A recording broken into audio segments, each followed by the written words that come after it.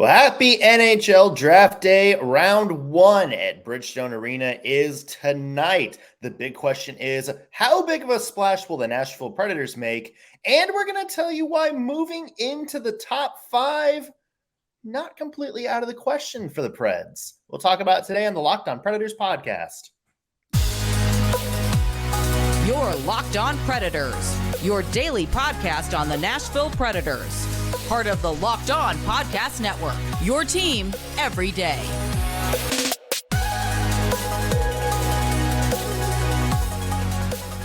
Thank you for making the Locked On Predators podcast your first listen of the day. Every single day, we are your free daily Nashville Predators podcast, part of the Locked On Podcast Network, your team every day. We appreciate all the loyal Locked On Pred heads out there, the everydayers who tune into every single show. We love you guys, and we appreciate the support you give us.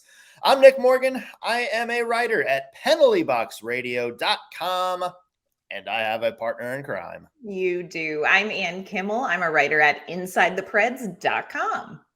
All right. Also want to mention today's show brought to you by FanDuel Sportsbook, the official sportsbook of Locked On. Make every moment more. Visit FanDuel.com/LockedOn today to get started. And we made it. We did. And yet, have we? There's still time, y'all. There is still time. It is not the 15th pick in the draft, my friends. And so hold your breath. Buckle up. Yeah. It's excited. I'm excited to be back in the same building as you because that's only happened.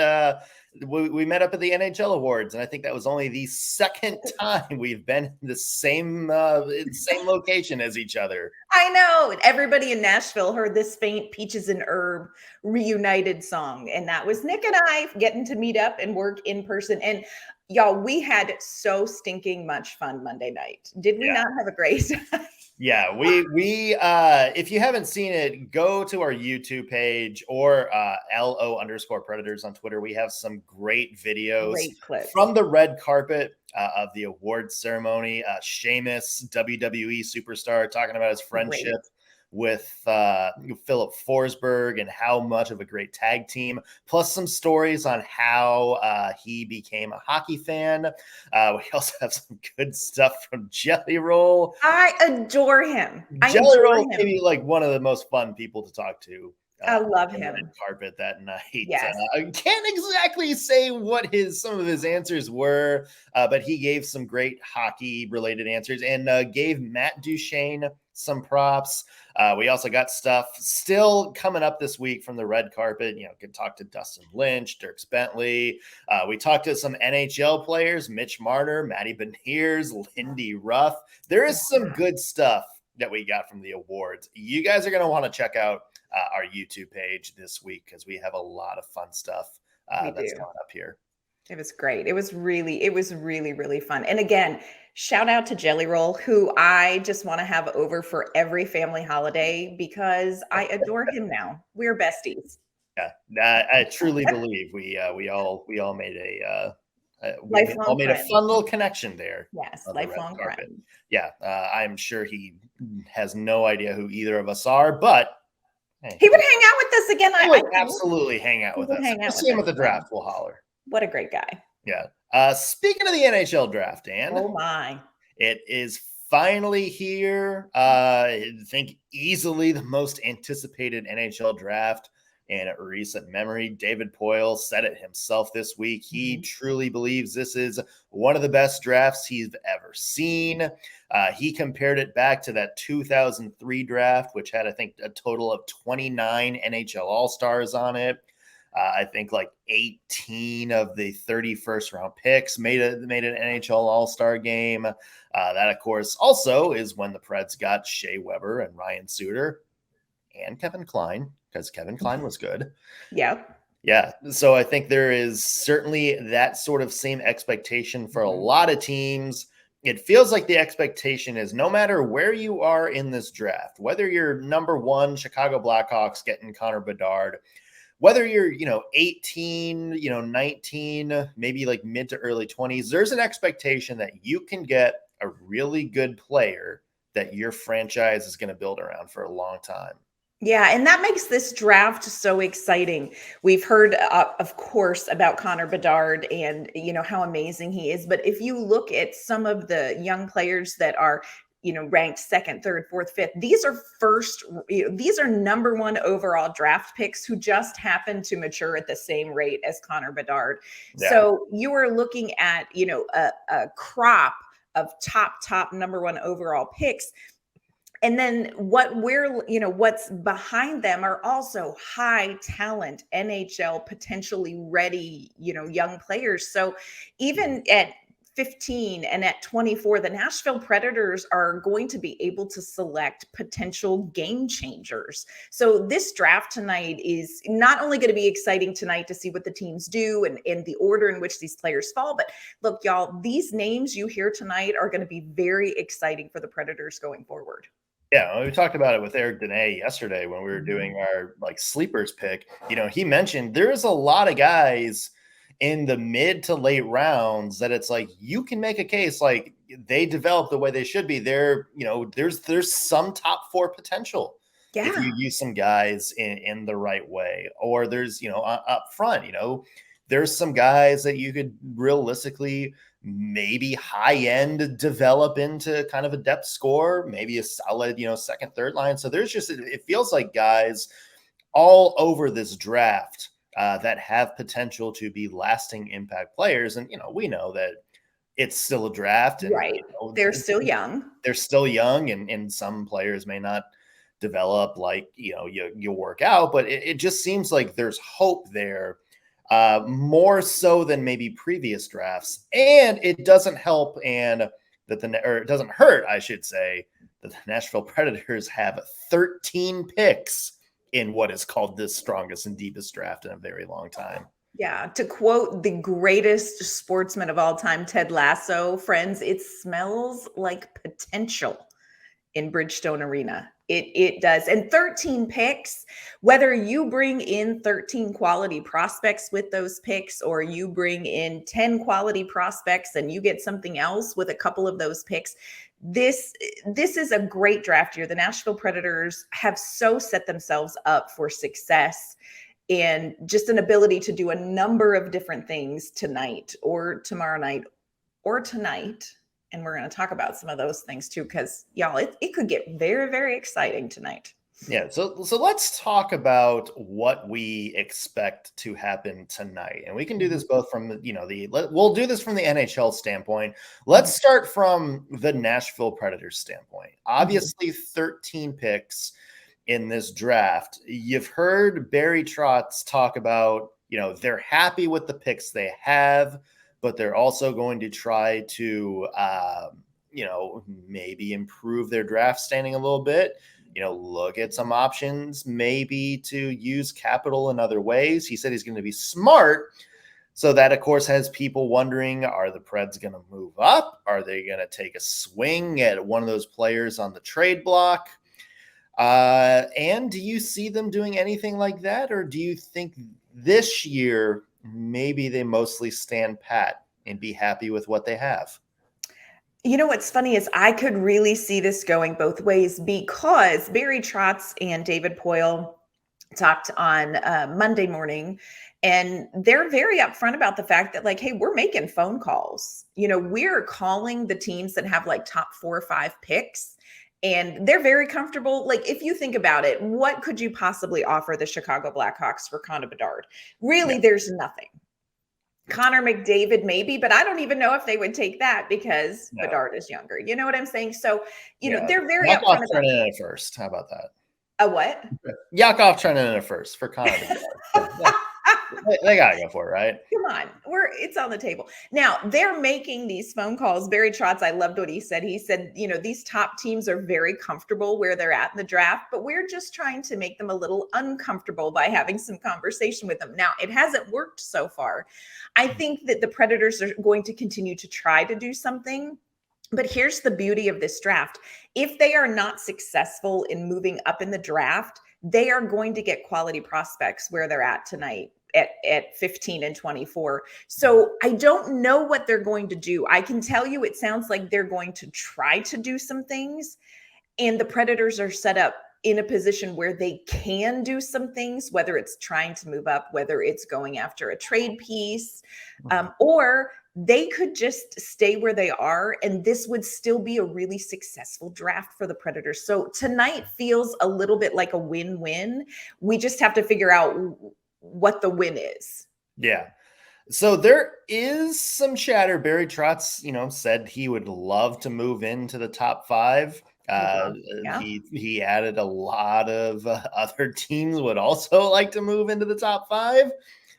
There is some chatter out there that there might be an opportunity for someone to trade back out of a top 5 spot. We'll talk about whether the Preds maybe can make a deal just like that to get a franchise player. We'll talk about that in just 1 second. But first, want to mention today's episode is brought to you by FanDuel. You can take your first swing, get it because it's baseball, at betting on Major League Baseball on FanDuel. And you get 10 times your first bet amount in bonus bets, up to $2,000. That's right. All you have to do is bet $20. And if you do, you'll land $200 in bonus bets, win or lose. That's $200 you can spend betting on everything from the money line to the over-under to who you think is going to hit that first home run. And it's all in an app that's safe, secure, and super easy to use. Plus, the best part about it,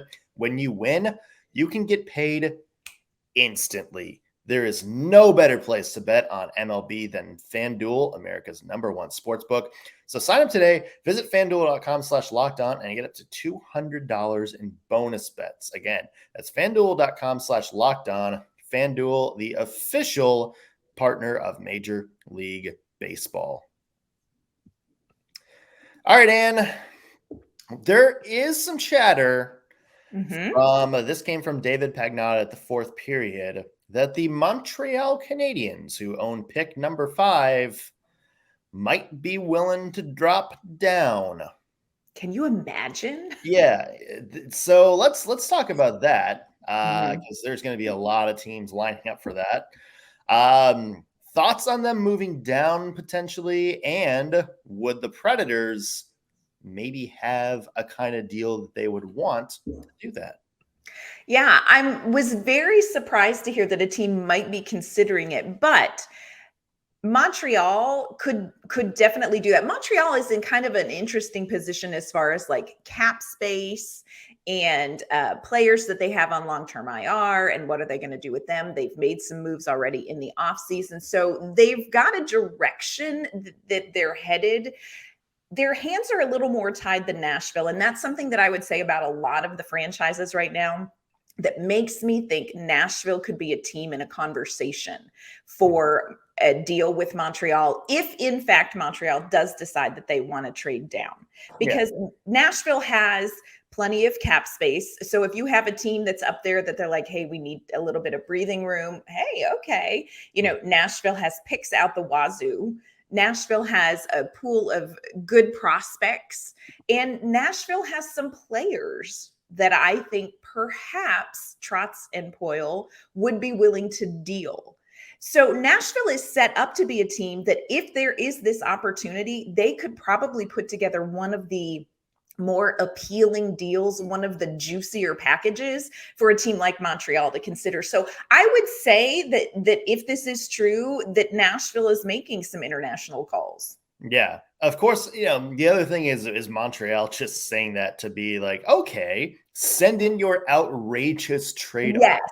Yes. I would assume, the Nashville Predators would be like, it starts with picks 15 and 24. But, if you're Montreal, obviously you get 2 other first round picks in a deep draft. That probably helps, but you're going to be like, is 5 to 15 too much of a right? Or is there another team, maybe, 8, 9, 10 that has can offer up that earlier first round pick that has a similar package? Or, is Montreal going to be like, hey, we're trying to speed up this window a little bit, or what young player are you willing to give us? And if that's the point, then maybe the Preds are like, right. I don't know about that. Also depends on who's available, and Very true. because that's a big one. That kind of seems like the come get Matvei Michkov spot. Any teams back there that want him. It doesn't sound like Columbus is going to take him. And we heard some chit chat, let's say, at the awards that San Jose may not want to take that risk either. So if you're Montreal, that kind of seems like okay, there are teams out there, rated, 8 through 12 on the draft board that want Matvei Michkov, hope he falls, come up here and get him. Right. Come up here and be aggressive and get him. That seems like that spot. I'm sure the Preds would absolutely love to be in that mix. That's the only other question is who's going to have a little bit of a better of a, better of a spot. Yeah. Yeah. And I do think that matters to a point. And here's the other thing that I will say about the Predators moving up. I don't think you're going to see the Predators do anything to move up from 15 to 10. No. You know what I'm saying? Like if the Predators are going to make a move, you can buckle up and bet it's going to land near 5, 6, maybe 7. Like, because I think the difference in what is going to be available between 10 and 15, and Eric has talked about this too, the difference between what's available at 10 and 15 is really not worth making a move because you are going to get quality player, between 10 and 15 of a very similar caliber of potential. Yeah. So this is why it makes me think that, Nashville could be in a conversation for this, because to go from 15 to 5 makes more sense for the Predators than to make a move that's only going to boost them up a little bit and really not change the landscape of talent they're drawing from. You go from 15 to 5, and like you say, you're talking about Matvei Michkov. You're looking at something different entirely. Yeah. I would say, in terms of talent, it's Bedard. And then, I would say Fantilli is kind of like the next tier of his own. Who I adore now. Michkov maybe right under him. And then you got Will Smith and Leo Carlson.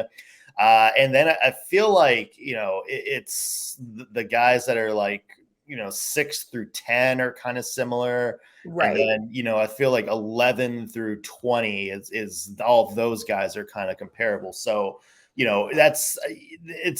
doesn't make sense for the Preds to sell big to move up to, let's say like spot 11, unless there's somebody they really like, if they have rated maybe in that top 6 or 7 that falls, it doesn't make a lot of sense for them to give up like, a first and a second to move up, and grab a guy that you could get like 4 picks later that's similar. It may not be that particular guy, but somebody who's got similar potential is going to have a similar impact again, unless there's a guy that they really have rated high, like hey, let's say they have, I'm just throwing a name out there, but like Matthew Wood or Oliver Moore, like maybe they're like, okay, we have him rated as like the 6th best player, and all of a sudden you're getting to 10 and these players have passed on him. Then maybe you take a risk at him. But, again, like, we heard Eric talk about, there's just a lot of players, kind of on that 3rd tier under Bedard, Fantilli, Michkov, that are just so, similar in terms of that it, to me, I think if we get past 8, maybe 9, then I think maybe we're looking at, okay, the Predators might need to, just kind of ride this thing out. Right. I agree. Now, here's my question for you as we're looking at, okay, what are the Nashville Predators doing when it comes to tonight? What are the odds? What are your thoughts on the Predators making a move, not necessarily regarding the draft board, but talking trades? Like when you're surrounded by NHL people, you hear some things, and we've heard some things, just, pure speculation, y'all. Yeah. We're not quoting our sources. Connor McDavid's coming to Nashville. Connor McDavid's coming to Nashville with his lean legs. Y'all, Connor McDavid is a lean bean. This was the biggest, your biggest takeaway from awards night. This was my biggest takeaway. He is so lean. Obviously, he is an absolute phenomenal athlete. Clearly, he is a phenomenal athlete. But Y'all, it just almost took my breath away how lean Connor McDavid. You skate so fast on those little lean legs. Yeah, it's wild, like how many NHL players we saw like walking around that just look like they're dudes in Nashville. Like dudes They on a are here for a party or bachelor something party. like that. Yeah, like it's like if you saw these guys walking down the street in what they normally wear, like a designer T-shirt and a hat and some short like bird dog shorts, you would just be like, that just looks like a guy who's visiting Nashville. And that was like half of the NHL players in person. They do. They look like they're here for like a fraternity, like an Alpha Kappa Kega party trip. Yeah. You know what I'm like? All their fraternity guys. Very nice. Don't get me wrong. We've had great interactions with them. But yeah, they're just so regular, y'all. Yeah. Anyway. Going back to the actual hockey question at hand, which is, are the Predators maybe going to make a player trade? It's certainly out there, and but if it does happen, it doesn't seem like tonight's going to be the night. The only person out there that would conceivably make sense is Alex DeBrincat at this point, and that's because the Senators don't have picks before the 4th round. Right. Not sure how that happened, Ottawa. What are you doing? Aren't you in a rebuild? And conceivably they would want to get a deal done beforehand so they could have some early round capital and deep draft. But it also sounds like the price tag may not be what Barry Trotz is comfortable paying right now. Right. And, we heard him at his press conference this week talk about, or I think it was actually David Poile that said, like, look, we see some situations happening, down the road where teams are going to be up against the cap and they're going to need to move a guy. And we expect teams to kind of call us on that.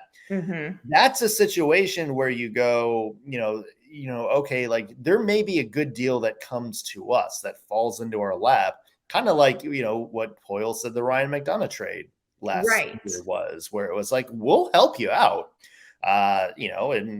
Maybe you'll give us a little bit of a sweetener to do that too. It seems like that's more of the deals the Predators are looking for, at least right now. I mean, that can change. Like there could be, like another Pierre-Luc Dubois situation where somebody just randomly happens to pop up on the trade block and all of a sudden, you have a chance to get a guy who's going to be, a top 6 forward for a very long time in this league. Maybe the Preds reconsider. But it just seems like right now, the Preds aren't going to want to take those big swings at least the players who are on the block at this very moment in time. Right. And I think here's what we need to sort of brace everybody for, because, you and I in this episode, we're talking about the Predators could move up to number 5 in this draft. They could stay put. The Predators could make a trade and add a substantial piece to the roster. They've got all the pieces and parts they would need to do something like that. But here's what we have to remember about where the Predators are. If this goes textbook like it is laid out right now, if the Predators pick at 15 and 24, if they make 11 more picks and get 13 prospects, if the Predators keep their cap space and do not make any big trades, it is still a win. Yeah. And that is what is so incredible about what is going on with the Predators in this reset. Yeah.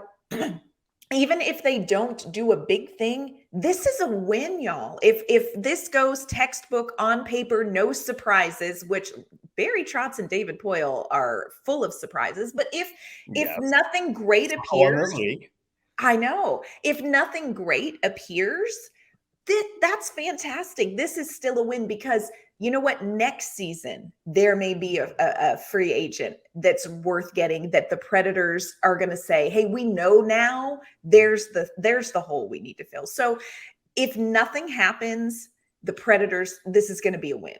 They really can't screw this up. Yeah.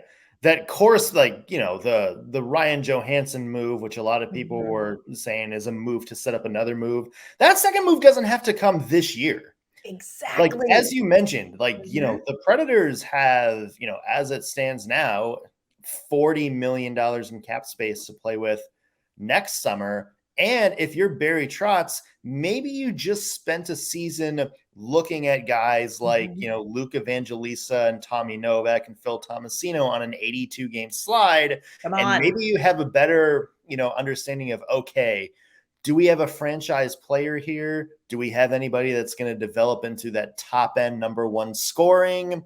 Or what else do we need? Like, what work do we need to set us up to open that window in the next 2 or 3 years? Then maybe you're like, okay, screw it. Like, we got a massive prospect pipeline. We have all this cap space. We're going to make some noise. And maybe we will make that outrageous deal.